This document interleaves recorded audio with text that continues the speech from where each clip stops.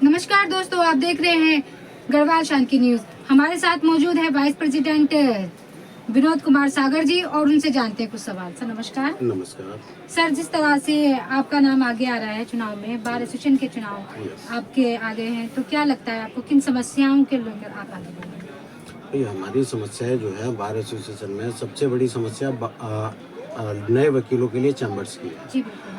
दूसरा हमारी समस्या है कि नए लड़कों के साथ जुडिशरी में कुछ जजेस की शिकायत आ रही है कि वो उनके साथ मिसबिहेव करते हैं और उनके साथ ठीक व्यवहार नहीं है। शिकायतें आ रही हैं। अभी 2 दिन पहले भी मैं एक कोर्ट में गया था, वहाँ से शिकायत आई थी, तो उन लोगों की शिकायत दूर कर दी गई थी। और महत्वपूर्ण मुद्दा जो है हमारा चैम्बर्स को लेकर है। जी। उस चैम्बर्स में हमारी जो ज़मीन है, हमें नई कोर्ट में सिर्फ 5 बीघा लैंड दी गई है और हमें उस 5 बीघा लैंड में 5000 वकील एडजस्ट नहीं हो सकते। 5000 उन 5000 वकीलों को एडजस्ट करने के लिए हमें सिविल कोर्ट में पूरी लैंड चाहिए। जब वो पूरी लैंड मिल जाएगी और वो 5 बीघा लैंड दोनों मिलाकर, तब जाकर 5000 वकील और हमारे स्टाफ में टाइपिस्ट भी हैं, स्टाम्प वेंडर भी हैं, उन सब के लिए तब जाकर व्यवस्था हो पाएगी। और इतनी बड़ी लैंड को छोड़ के हम 65 बीघा लैंड है ये, जी बिल्कुल। 65 बीघा लैंड को छोड़ के हमें सिर्फ 5 बीघा लैंड में शिफ्ट किया जा रहा है। वो वैसे भी वाजिब नहीं है, क्योंकि 65 बीघा लैंड में जितने वकील हैं वो 5 बीघा लैंड में एडजस्ट नहीं हो सकते। और दूसरा मुद्दा है चैम्बर्स के निर्माण का। चैम्बर्स निर्माण हमारा मुद्दा है कि भाई सरकार अपने बजट से निर्माण करके दे, क्योंकि यूपी में भी योगी जी ने अपने बजट से सरकारी बजट से चैम्बर्स बनाकर वकीलों को अलॉट करवाए। तो अगर यूपी में सरकार बनाकर दे सकती तो यहाँ भी बनाकर देना चाहिए। अभी हमने इस चैम्बर्स के लिए 1 महीने लगभग हड़ताल की थी। उस हड़ताल में मैंने बढ़ चढ़ के वकीलों के लिए काम किया था। कई विधायकों से मिला था, कुछ मंत्रियों से मिला था। उन विधायकों से, मंत्रियों से समर्थन लेटर प्राप्त किया था और हमने अपनी चैम्बर्स की आवाज़ को चंद्रशेखर आज़ाद जी की तरफ से संसद में रखवाया था। वो जबकि नगीना से सांसद है, सिर्फ मेरी रिक्वेस्ट पर उन्होंने हमारी समस्या को संसद में रखा। तो ये बहुत बड़ी बात है कि एक वकील होने के नाते उन्होंने हमारे दर्द को समझा और हमारे दर्द को संसद में सबके समक्ष रखा।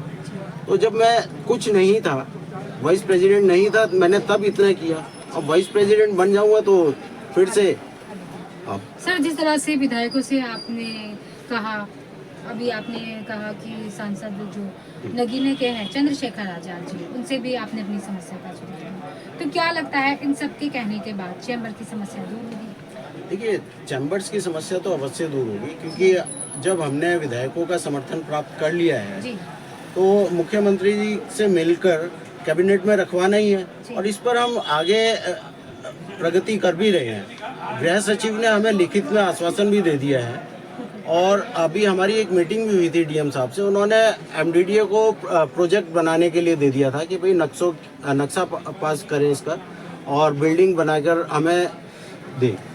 हमें एमडीडीए के वीसी ने वो नक्शा भी दिखाया था, उसमें हमने कुछ आपत्तियां थी, वो उनको आपत्तियां बताई, भाई इन आपत्तियों को दूर कर लें तो ये नक्शा हमारे तरफ से क्लियर हो जाएगा। तो उन्होंने उसके लिए समय मांगा है। कुछ समय बाद वो नक्शा फिर से अप्रूव होकर हमारे पास आएगा। फिर नक्शे का काम कंप्लीट होने के बाद चैम्बर्स के काम को आगे बढ़ाया जाएगा। सर, जिस तरह से आपने धरना प्रदर्शन किया और 1.25 महीने तक धरना प्रदर्शन रहा और आगे भी जनता का कहना है कि अगर जितने भी वकील हैं, अगर चैम्बर की समस्या जिस तरह से 65 बीघे ज़मीन के बारे में बताया जा रहा है, 5 बीघे ज़मीन मिल रही है, अगर इससे ज़्यादा नहीं मिलती है तो फिर से धरना प्रदर्शन करेंगे, क्या ये सही है? नहीं, देखिए, अगर पहले तो हमें पूरा आश्वासन दे दिया गया है जी कि भाई सिविल कोर्ट में हमें लैंड दी जाएगी और उसके लिए मेजरमेंट भी किया जा रहा है। डीएम साहब ने कहा है, गृह सचिव ने कहा है कि भाई हम इसके लिए मास्टर प्लान बनाते हैं और हमें पूरा आश्वस्त किया गया है कि आपको जितनी रिक्वायरमेंट है लैंड की आपको दी जाएगी। और मुझे नहीं लगता कि इसमें हमें धरना प्रदर्शन की आवश्यकता पड़ेगी, और ज़रूरत पड़ेगी तो फिर हम आज़ाद हैं, फिर से धरना प्रदर्शन कर सकते हैं। सर अगर आप जीत के आते हैं तो पहली प्राथमिकता क्या रहेगी जो आप सबकी? मेरी पहली प्राथमिकता ये रहेगी कि भाई जितने भी नए बच्चे हैं, नए वकील आए हुए हैं, उनके साथ कोर्ट में अच्छे से व्यवहार हो। क्योंकि मैंने देखा है कि कुछ जजेस जो हैं उनकी शिकायतें आ रही हैं कि भाई हम नए बच्चों को एंटरटेन नहीं किया जाता है, जानबूझकर इग्नोर किया जाता है, और कुछ कहते हैं कि भाई हमें फाइलें भी नहीं दिखाई जाती हैं। तो उनको जजेस के साथ बैठकर सॉल्व किया जाएगा, मैटर सॉर्ट आउट किए जाएंगे, जिससे वो नए वकीलों को तवज्जो देना शुरू करें।